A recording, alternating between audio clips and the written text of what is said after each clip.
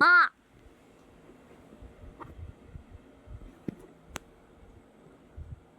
So, what is happening?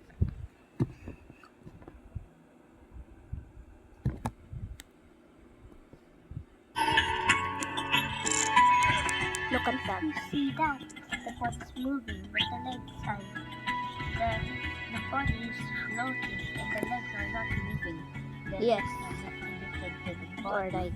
The legs Happening are not is moving. the planet spinning much higher. See that, guys? He said it's like the legs are not connected and not moving when the body is moving. And you see it floating. You see a gap between. You see a gap on the top of the legs. How does that work? Are they Roblox characters dying into pieces? What the?